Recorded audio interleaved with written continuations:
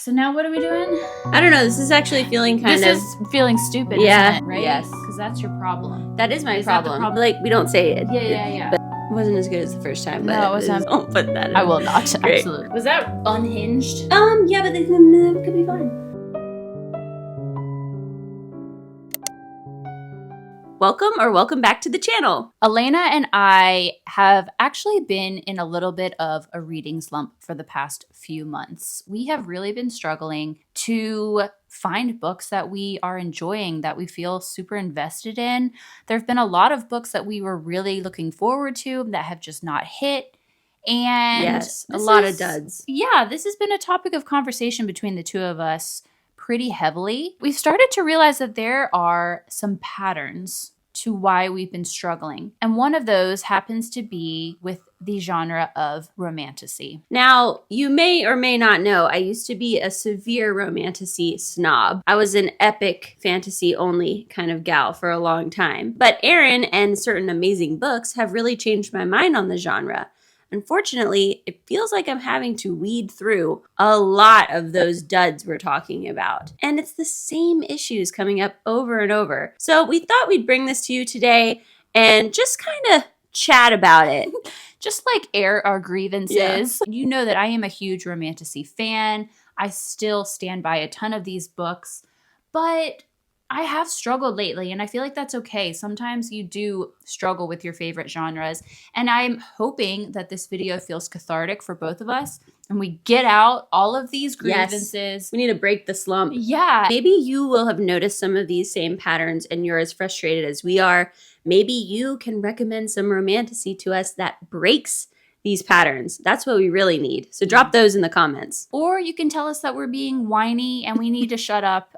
That's fair too. And that's okay too. Okay, so here we're just going to put on the screen a bunch of different series that we have read, started, finished. Some of them we've DNF'd. But just to give you guys a little idea of the different romantasy series that we've been trying lately and kind of like what we'll be talking about or referring to. No spoilers. But if you've read any of these, you probably can guess when we complain a little bit. So for our first point, let's talk about some problems that come up over and over again with the FMC, the female main character in these books. Yes.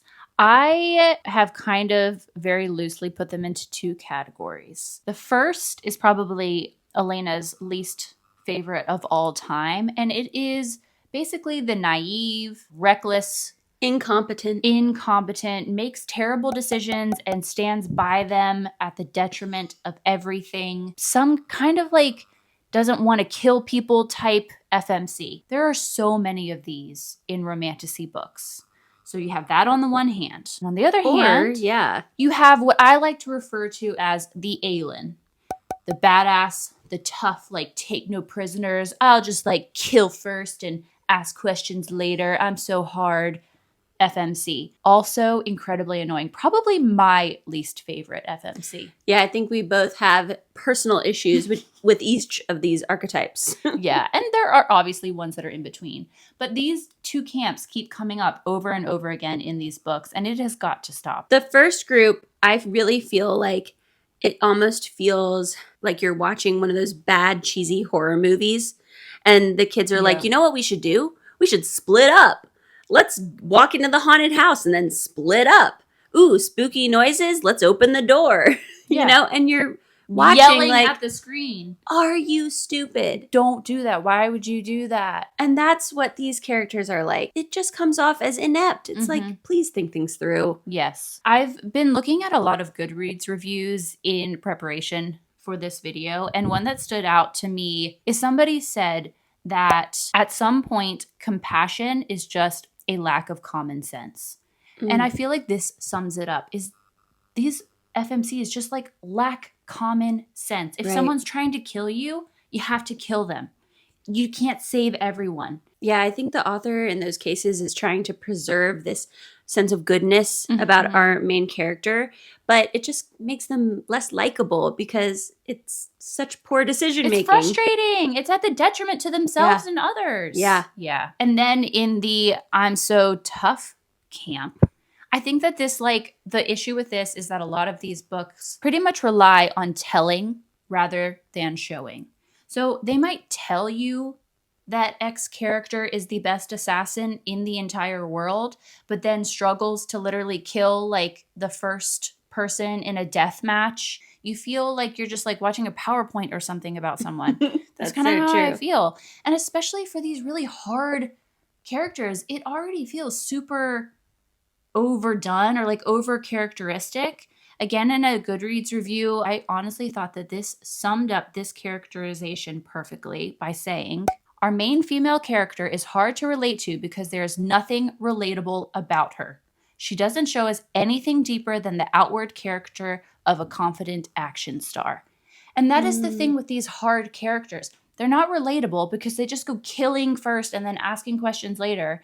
And they also don't even feel like a real person because you're just being told how badass they are, but you don't see anything underneath. It's just like, There's no nuance. yeah, it doesn't make sense. To be clear, we want strong, confident female main characters. Of course we want that. Yeah.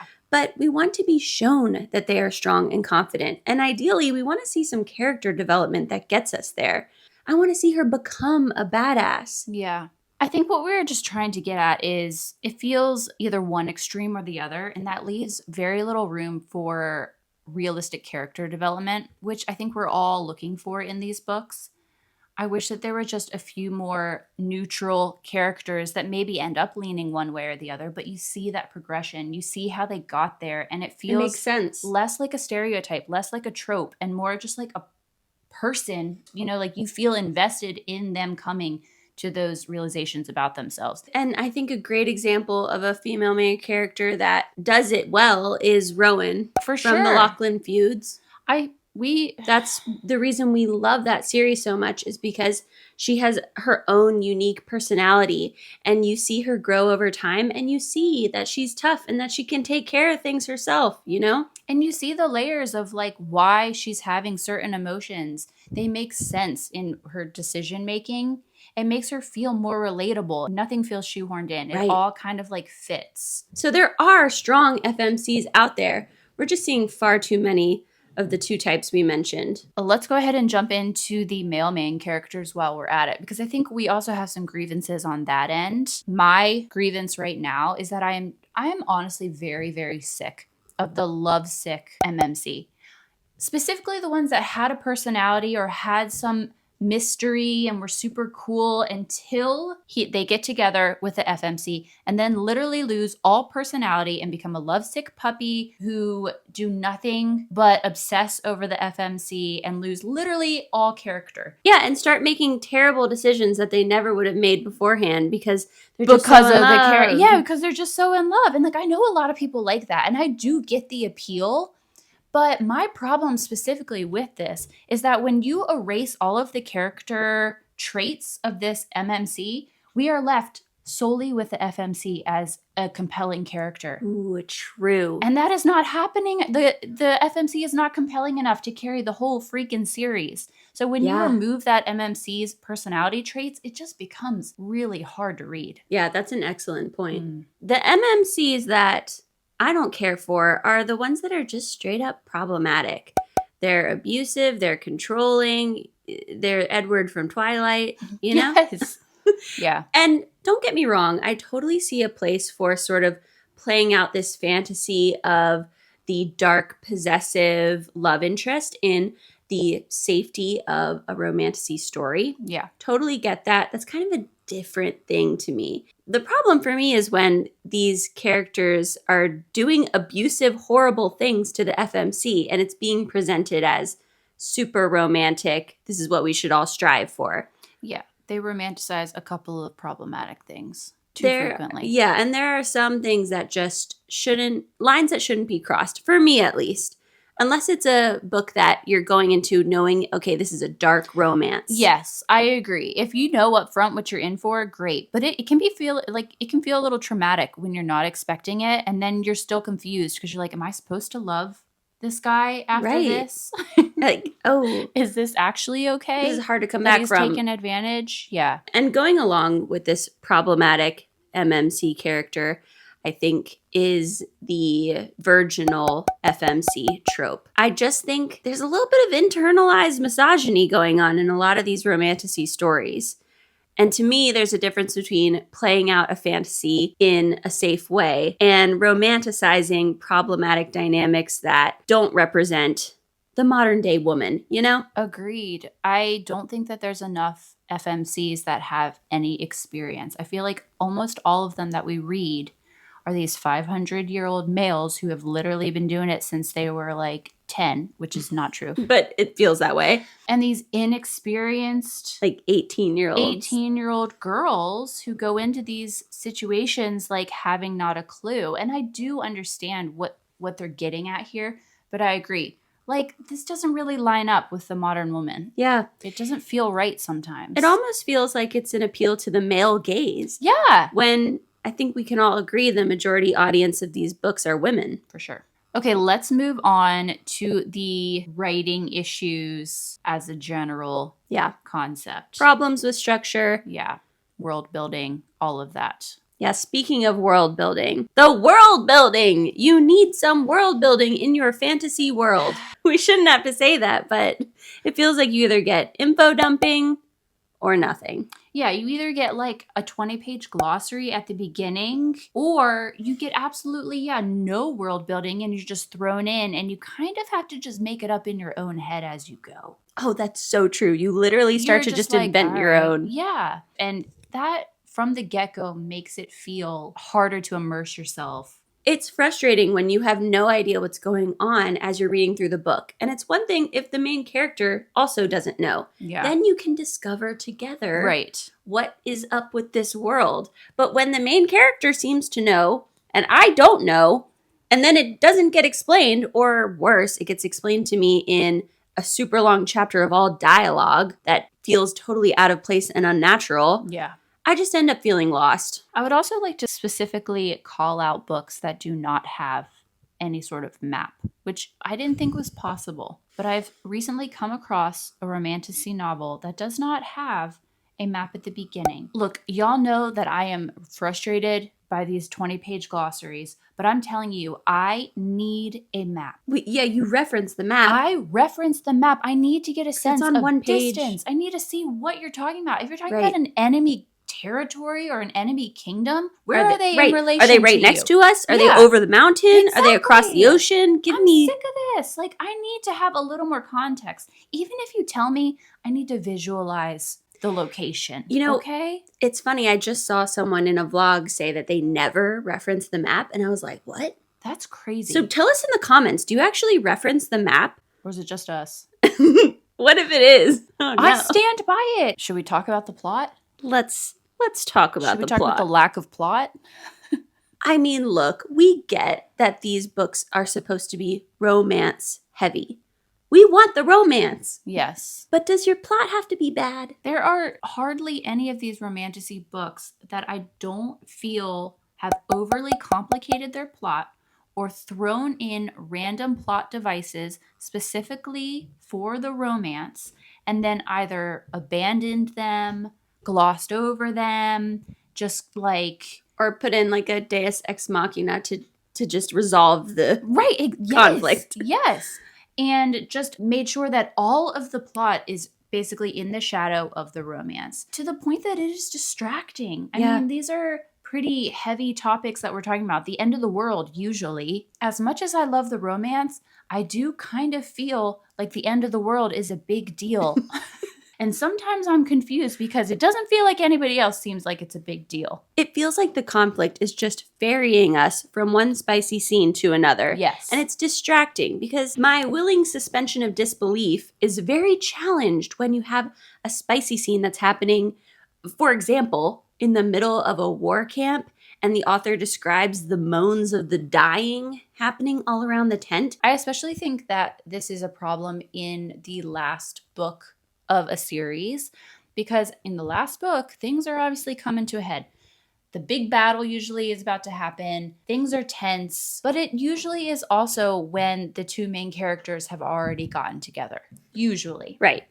So it feels like authors are fighting between whether or not to show a bunch of spicy scenes and whether or not to finish their plot off nicely and have a nice conclusion.